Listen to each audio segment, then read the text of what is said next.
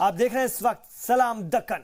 हफ्ते को 5 रियासतों में होने वाले असेंबली इंतखाबात की तारीखों के ऐलान के बाद दक्कन रियासतों में भी सरगर्मियां तेज हो गई हैं और इसी कड़ी में तेलंगाना के साथ साथ कर्नाटक की 3 असेंबली और एक पार्लिमानी हलके शिमोगा के जिमनी इंतखाब होंगे। हालांकि सबसे ज्यादा चर्चा तेलंगाना को लेकर चल रही है, जहां पर कारगुजार सीएम चंद्रशेखर राव ने वक्त से पहले असेंबली तहलील करने का ऐलान किया था।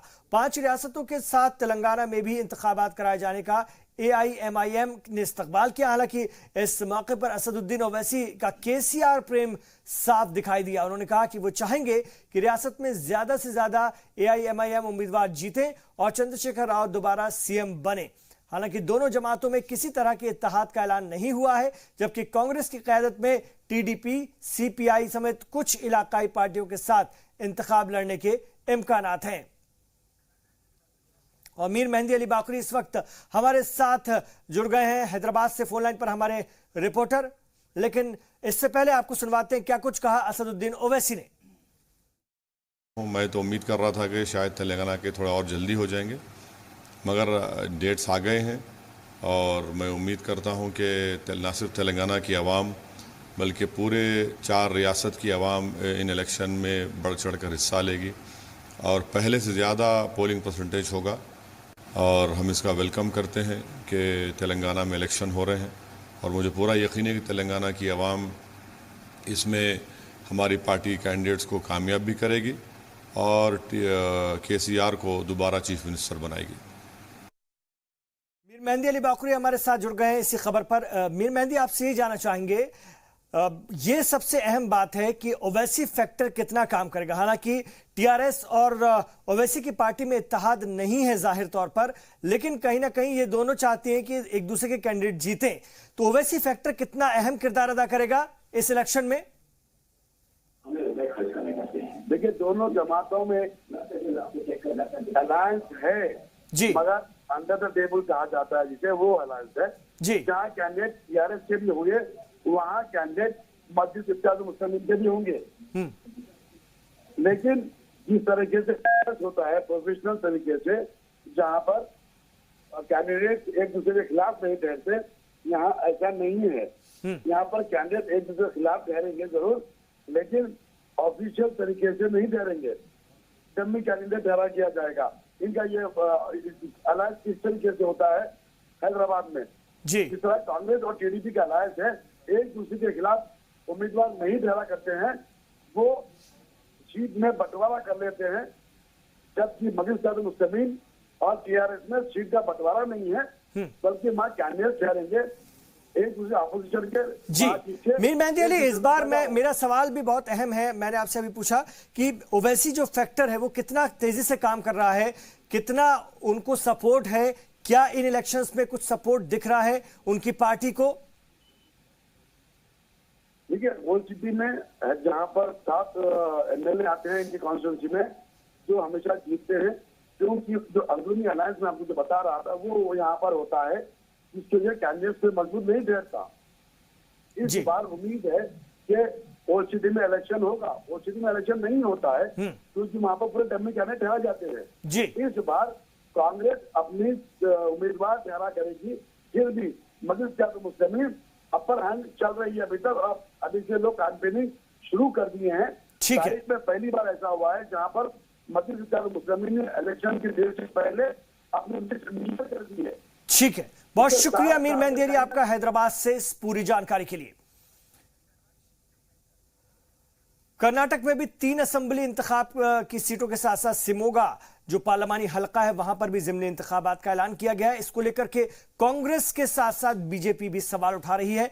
उनका कहना है कि 6 महीने से भी कम वक्त के लिए यहां पर इंतखाबात कराना सही नहीं होगा। साबिक CM जगदीश शेट्टार और कांग्रेस लीडर मल्लिकार्जुन खड़गे ने इसे पैसे की बर्बादी करार दिया। दूसरी जानिब साबिक CM और BJP के रियासती सदर येदियुरप्पा ने शिमोगा से अपने बेटे को उम्मीदवार बना दिया है। वाज़ेह है कि असेंबली इंतखाबात के दौरान बेटे की सीट से दूसरे उम्मीदवार को टिकट देने पर काफी हंगामा हुआ था, लेकिन इस बार येदियुरप्पा ने इंतखाब की तारीखों का ऐलान होते ही बेटे को BJP का उम्मीदवार बना दिया। पार्लियामेंट इलेक्शंस और by elections are there, 2 MLA elections are there, but only MP by election only 6 months is left. So, there is 6 months of time is there, the election commission has to look into the matter, how to conduct election, and for 6 months, it is a waste of money. According to personal opinion, it is a waste of money. Anyhow, election commission declared, and we have to fight it. And Bharatiya Janata Party is going to contest all the by-election seats, MP elections and MLA seats, and we'll try our best of level to. ये देखिए, जो गुजरात में घटना हुई है, ये बड़ी दुखद है। ऐसी घटनाएं नहीं होना चाहिए, क्योंकि मुल्क एक है, चाहे वो बॉम्बे हो, चाहे वो अहमदाबाद हो, चाहे वो बेंगलोर हो, चाहे चेन्नई हो। तो ज़िमनी इंतखाबात को लेकर के कांग्रेस और बीजेपी ने सवाल उठाए हैं। जब 6 महीने का वक्त रह गया है तो पार्लिमानी ज़िमनी इंतखाब एक सीट पर, शिमोगा सीट पर कराने की क्या जरूरत है? पैसे की बर्बादी बता रहे हैं। वहीं दूसरी तरफ असेंबली इंतखाबात के लिए जो ज़िमनी होने जा रहे हैं, उसके लिए भी तैयारियां सभी सियासी जमातें करें। शाहिद काजी से इस पर हम और अपडेट लेंगे। जी शाहिद, अगर पार्लिमानी इंतखाब की हम बात करें, एक सीट पर पार्लियामेंट का ज़िमनी इंतखाबात होना है, ऐसे में 6 महीने का वक्त है, सभी एतराज कर रहे हैं। क्या लगता है इस पर कुछ तवज्जो दी जाएगी, कुछ सोच विचार होगा, या ये तय है कि 6 महीने के लिए ही सही पार्लियामानी इंतखाबात होंगे कर्नाटक की शिमोगा सीट पर? जी बिल्कुल, देखिए पार्लियामानी इंतखाबात के लिए एक अभी सवाल बना हुआ है कि पार्टियां जो है वो सोच रही हैं कि कॉन्टेस्ट करें या ना करें, क्योंकि 4-5 महीने की बात है, उसके बाद दोबारा इलेक्शन जाना पड़ेगा और 4 महीने में जो है कोई भी एमपी जो इलेक्ट होगा वो एक भी सेशन अटेंड नहीं कर पाएगा। तो उस वजह से जो है कांग्रेस खास करके सोच रही है कि इस पर क्या किया जाना चाहिए। इस पर अभी तबादला ख्याल हो रहा है। देखने वाली बात होगी कि आने वाले दिनों में क्या तमाम पार्टियां इस पर कॉन्टेस्ट करेंगे, या फिर हो सकता हो कि कांग्रेस इसमें बैकफुट पर भी आ सकती है। जी शुक्रिया इस पूरी जानकारी के लिए आपका, शाहिद काजी बेंगलुरु से। एयरसेल मैक्सिस घपला मामले में साबिक मरकजी वजीर पी चिदंबरम को फौरी राहत मिली है। दिल्ली की पटियाला हाउस कोर्ट ने चिदंबरम और उनके बेटे कार्ति की गिरफ्तारी पर 1 नवंबर तक के लिए रोक लगा दी है। हालांकि सीबीआई और ईडी अदालत से दोनों की गिरफ्तारी की मांग कर रही थी, लेकिन अदालत ने उनकी मांग को खारिज कर दिया। खुसूसी सीबीआई जज ओ.पी. सैनी ने मामले की अगली सुनवाई के लिए 1 नवंबर की तारीख तय कर दी है, जबकि सीबीआई और ईडी के वकीलों ने मामले में रोक की मांग की थी। वाज़ेह है कि गुज़िश्ता 19 जुलाई को सीबीआई की ओर से दाखिल चार्जशीट में चिदंबरम और उनके बेटे को नामजद किया गया था।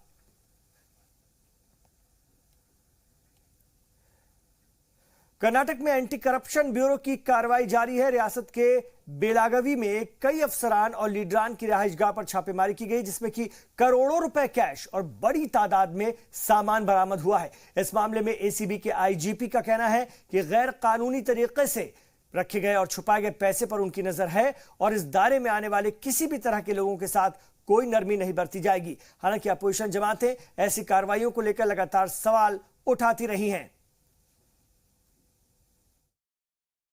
Yesterday had conducted raids in Bangalore city and Tumkur at 8 places in Bangalore city and Tumkur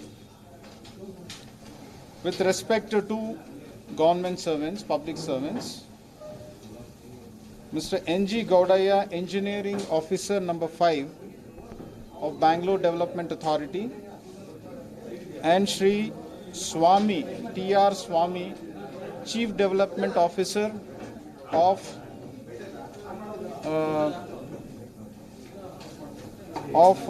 KADB, Karnataka Industrial Development Board, Khanija Bhavan, the same building where he sits.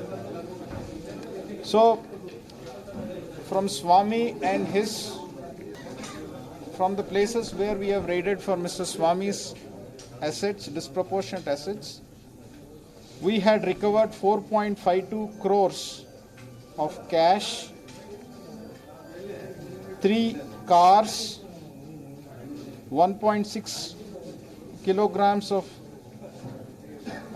gold, 7.5 kgs of silver, 8 houses, 11 sites, and 14 acres of agricultural land. Hazrat Hamid Shah Dargah Waqf committee के girls hostel building और health centre का इफ्तिताह अमल में आया, जिसमें कि 200 मुस्लिम लड़कियों को मुफ्त रिहाइश फराहम की जाएगी। हमारी रिपोर्ट देखिए। बेंगलुरु का मारूफ वक्फ इदारे के अहाते में मुस्लिम लड़कियों के लिए हॉस्टल का इफ्तिताह अमल में आया है। साबिक वजीर आला सिद्दीरमैया के हाथों हॉस्टल का इफ्तिताह हुआ और इस इफ्तिताही तकरीब में बड़ी तादाद में लोगों ने शिरकत की। हेल्थ सेंटर और साथ में वजीर वक्फ जमीर अहमद ने RTI बिल्डिंग का इफ्तिताह किया। हमीद शाह कॉम्प्लेक्स के लिए ये आज का दिन बड़ी अहमियत का हामिल था। इस मौके पर साबिक वजीर सिद्दीरमैया ने कहा कि 2 साल पहले इस हॉस्टल की बुनियाद उन्होंने ही डाली थी। उन्होंने अक़लियतों के लिए 30,150 करोड़ के बजट को याद दिलाते हुए कहा कि अगर वो दोबारा CM मुंतखब होते तो ये रकम 10,000 करोड़ हो जाती। ಅದಕ್ಕೆ ನಾನು ಮುಖ್ಯಮಂತ್ರಿ ಆಗಿರುವಾಗ ಬಹಳಷ್ಟು ಅಲ್ಪಸಂಖ್ಯಾತ ಇಲಾಖೆಗೆ ಹೆಚ್ಚು ಅನುದಾನ ಕೊಡ್ತಕ್ಕಂಥ ಪ್ರಯತ್ನ ಎಲ್ಲ ಮಾಡಿದೆ। 400 ಕೋಟಿ ರೂಪಾಯಿ ಇತ್ತು ನಾನು ಮುಖ್ಯಮಂತ್ರಿ ಆಗೋದಕ್ಕಿಂತ ಮುಂಚಿತ। ಅದನ್ನು 2,750 ಕೋಟಿ ರೂಪಾಯಿಗೆ ಹೆಚ್ಚಿಸತಕ್ಕಂಥದ್ದನ್ನು 3,150 ಮತ್ತೆ ನಾನೇನ ಮುಖ್ಯಮಂತ್ರಿಯಾಗಿ ಬಂದಿದ್ದರೆ ಅದನ್ನು 10,000 ಕೋಟಿ ರೂಪಾಯಿ ತಗೊಂಡು देखिए जी, हमीद शाह कॉम्प्लेक्स जो एक वक्फ इंस्टीट्यूशन है, इसकी जितनी भी आमदनी है उस आमदनी के को इस्तेमाल करते हुए इन्होंने बहुत सारा काम किया है। इसके साथ साथ में जो इंडिया बिल्डर्स के शरीफ साहब, तो उन्होंने भी 4 करोड़ रुपए खर्च करके एक लड़कियों के लिए एक फ्री हॉस्टल बना के दिए हैं और फ्री लेबोरेटरी, फ्री फार्मेसी, एक वेबसाइट वगैरह सारा चीज़ जो ओपन किया, जो इनाग्रेशन हुआ है, इसका सीधा श्रेय जो है एक यहाँ की कमेटी को जाता है। जिस तरह से वो लोग मेहनत करके रिसोर्सेस रेस करके पैसा बचा के गरीबों के लिए उन्होंने एक काम किया। शहर के कल्ब में बनाए गए गर्ल्स हॉस्टल में 200 लड़कियों की रहने की गुंजाइश है, जहां उनको रहने, खाने और दीगर सहूलियात बिल्कुल मुफ्त में फराहम की जाएंगी। 1 करोड़ के सरकारी फंड से बनने वाले इस हॉस्टल में 5 करोड़ खर्च हुए हैं, जिसमें मारूफ ताजिर जियाउल्लाह शरीफ ने 4 करोड़ की मदद की। हमीद शाह दरगाह कमेटी फ्री डायलिसिस सेंटर भी चलाती है, जिससे देखते हुए वजीर वक्फ ने इदारे को मजीद 2 करोड़ ग्रांट देने का ऐलान किया। अगर मुल्क के तमाम वक्फ इदारे आगे बढ़ेंगे तो मिल्लत में तालीमी और तिब्बी मसाइल आसानी से हल हो सकते हैं। जी सलाम के लिए बेंगलुरु से शाहिद काजी की रिपोर्ट। और बेंगलुरु के एक मस्जिद ने कौमी यकजहती और इंसानी दोस्ती की अनोखी मिसाल पेश की है। यहां चंदे के पैसे से तमाम मज़ाहिब के मरीजों की हर तरह की मदद की जा रही है। ये रिपोर्ट देखिए। मस्जिद कमेटी की इंसानी दोस्ती की कई मिसालें अब तक जी सलाम आपको दिखा चुका है। इसी से जुड़ी एक और खबर राजधानी के शिवाजी नगर में वाक़े मरकजी मस्जिद अहले हदीस ट्रस्ट की भी सामने आई है। ये मस्जिद हफ्तावार जुमे के चंदे से डायलिसिस के मरीजों को तिब्बी इमदाद फराहम करता है।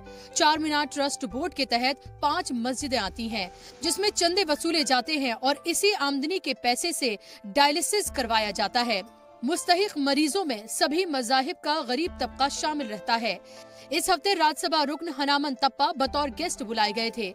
यहाँ के इंतजामात देखकर उनकी आंखें भर आईं। The impression that it is not allowed, somebody other than Muslims not allowed into a masjid.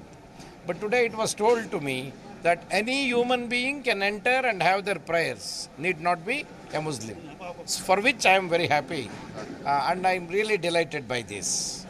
And the other thing which the masjid has taken up their monthly medical aid to needy patients is definitely a human service, a unique service and a human service. And it is not, they are not giving only to Muslims, it is being given to non-Muslims also. That is really shows that their human concern for all the human beings of the world. ये पहली बात तो मैं 4 मीनार trust board के members को मुबारकबाद देना चाहता हूँ। जिस तरीके काम का पहल उन्होंने किया, मुझे लगता है कि सारे दूसरे मस्जिदों के लिए और दूसरे जो इदारे हैं उन तमाम इदारों के लिए जो है एक आने वाले दिनों में एक मॉडल, एक नमूना बन सकता है। और सिर्फ मुसलमान ने हर मज़हब के लोगों को जिस तरीके की एक फैसिलिटी देना चाह रहे हैं, डायलिसिस कराना चाह रहे हैं, मेडिकल एड देना चाह रहे हैं, ये काबिल तारीफ़ है। मुझे लगता है कि हर वो वक्फ प्रॉपर्टी, चाहे मस्जिद हो, कब्रिस्तान, ईदगाह, दरगाह, जो भी जो रेवेन्यू जनरेट करती है, वो तमाम इदारों से जो रेवेन्यू जनरेट होता है उसका एक हिस्सा एजुकेशन के लिए और हेल्थ के लिए मुझे लगता है कि निकाल के रखना चाहिए। देखिए, ये काम जो है ये हर इंसान के लिए करना है, ये इंसानियत है। मज़हब हमें इंसानियत सिखाता है और तहज़ीब सिखाता है, और ये सारी कायनात रब्बुल आलमीन की है और सारे इंसान वही रब के हैं। और ये एक ऐसी चीज़ है जो कोई भी इंसान हेल्थ की जगह जो है आगे पीछे नहीं देखना चाहिए और आगे बढ़ के उनकी मदद करना है, जितना हो सके उतना मदद करना है। अब देखो, इस मस्जिद चारमीनार ट्रस्ट बोर्ड में जो हो रहा है बहुत अच्छा काम हो रहा है माशाल्लाह, और मैं गुजारिश करता हूँ कि बाकी के मसाजिद भी ऐसे इनिशिएटिव्स लें और ऐसा करें। बेंगलोर की मस्जिद कमेटी की जानिब से अवाम की खिदमत ने पूरे रियासत को मुतासिर किया है। मस्जिद की जानिब से तालीमी और तिब्बी मैदान में नुमाया काम को एक मिसाल के तौर पर पेश किया जा सकता है। अब ऐसे में जरूरत इस बात की है कि मुल्कगीर पैमाने पर इस तरह की मुहिम चलाई जाए ताकि गरीब तबके को ऐसे हालात में एक सहारा मिल सके। जी सलाम के लिए बेंगलुरु से शाहिद काजी की रिपोर्ट। अपने कुछ कारनामों को लेकर जानवर अक्सर सुर्खियों में रहते हैं, लेकिन यही कारनामे अगर इंसानी जिंदगी पर आन पड़े तो आपको कैसा लगेगा? कुछ ऐसा ही मामला कर्नाटक के देवानगरी में पेश आया है। ये रिपोर्ट देखिए। ड्राइवर की सीट पर मस्ती कर रहा ये बंदर हैरान कुन तो है, लेकिन इंसानी जिंदगी से खिलवाड़ कर रहे ड्राइवर को क्या कहेंगे? आपने बंदर को पेड़ पर छलांग लगाते या लोगों को तंग करते तो कई बार देखा होगा, लेकिन इंसानों की तरह बस चलाते शायद कभी नहीं देखा होगा। ये नजारा है कर्नाटक के देवानगरी का, जहां बस की स्टीयरिंग संभाले ये बंदर ड्राइवर के साथ मस्ती कर रहा था। शौक में डूबा ये बंदर बार बार स्टीयरिंग को घुमाता रहा और मुसाफिरों की धड़कनें बस की रफ्तार के साथ बढ़ने लगी। बस में सवार मुसाफिर परेशानी की हालत में खड़े हो गए, लेकिन ड्राइवर अपनी धुन में लगा रहा। हैरान करने वाली ये तस्वीरें एक मुसाफिर ने अपने कैमरे में कैद कर ली, जिसमें ड्राइवर अपनी सीट पर बैठा मुस्कुराता नजर आ रहा है। वीडियो वायरल होने के बाद प्रकाश नामी ड्राइवर को इसकी भारी कीमत चुकानी पड़ी और उसे मुअत्तल कर दिया गया। उस पल को याद कर बस में सवार मुसाफिर आज भी कांप उठते होंगे। पता नहीं वो सफर उस वक्त उनके लिए कितना खतरनाक साबित होता, क्योंकि जानवर और इंसानों में शायद यही फर्क होता है कि कौन सा फैसला कब लेना चाहिए और किससे गुरेज करना चाहिए। जी सलाम के लिए ब्यूरो रिपोर्ट के साथ मासूम सिद्दीकी और माविया खान की रिपोर्ट। केरल के सबरीमाला मंदिर मामले को लेकर मुखालफत का दौर जारी है और इसको लेकर के कोच्चि में कुछ हिंदू दानिश्वरों ने एक अहम मीटिंग बुलाई, जिसमें कि अदालत से फैसलों पर असर नौ गौर करने की अपील की गई। इस मौके पर कहा गया कि यह फैसला हिंदुस्तानी रवायतों के खिलाफ है। वहीं रियासती हुकूमत को भी इसका जिम्मेदार बताया गया।